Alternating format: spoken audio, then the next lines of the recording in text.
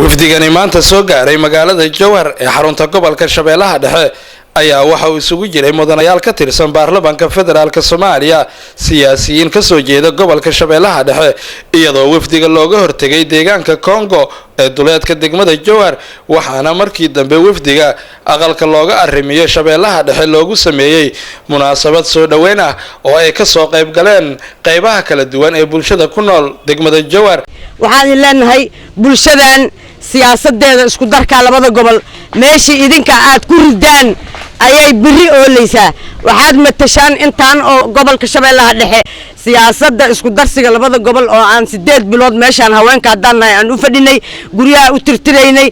sariiraha u gogleynay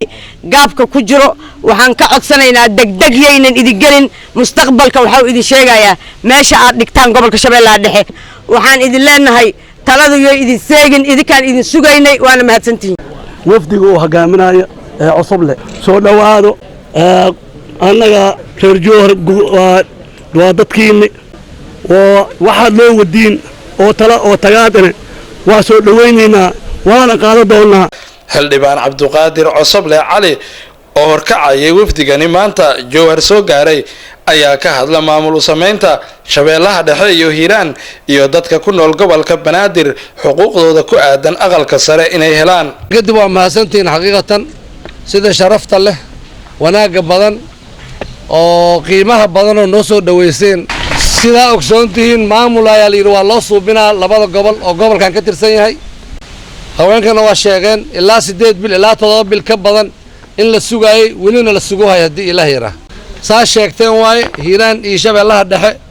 way seestaan way israaceen laakiin hinjiga sheegayseen iyo hagarta ay sheegayseen iyo waxyaabaha tilmaamaysoona ku dhagan waana ka fujinayna hadii Ilaahay raali ka noqdo subhanahu wa ta'ala mar dhowna waa la dhisi doonaa biidnillaahi ta'ala aqalka sare oo la yiri waa la dhisaa qaabka ilaa hadda lagu wado qaab dastuurka raacsan ma ahan qaab sax ahna ma ahan waana qaab biri dhali doono dhibaato iyo colaad maxaa dhacay gobolkii Banaadir oo dhan oo ilaa 2 milyan iyo wax la jira ay ku nool yihiin ayaa dadkii deganaa la inkiray la diiday in loo suubiyo inay ku yeeshaan dad matalo gobolka Banaadir oo aan la keenin wuxuu ku lahaa aqalkaas sare oo la dhisay xaaraan ku dhisan yahay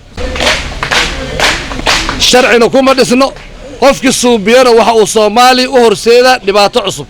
annagana maadaama aan nahay xildhibaanadii deegaanka ee u matalay dawladda ina ku soo laabna deegaankeena u soconay wax kale oo hadda oo dheeri ma jiro martina maahin deegaankeena waaye gobolkeena waaye aad ayaan ugu faraxsanahay inayna soo gaaraan xildhibaanadii ka soo jeeda gobolka Shabeellada Dhexe ee qaranka aad ayaan ugu faraxsanahay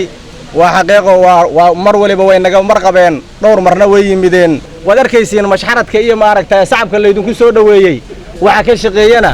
Allah raali ka ah laakiin waa reer Shabeellaha Dhexe waxa ugu weyna gacanta ugu balaaran ka geystana xaqiiqadu waa ururka haweenka Ismaaciil Cabdulle Sabriye Universal TV Jowhar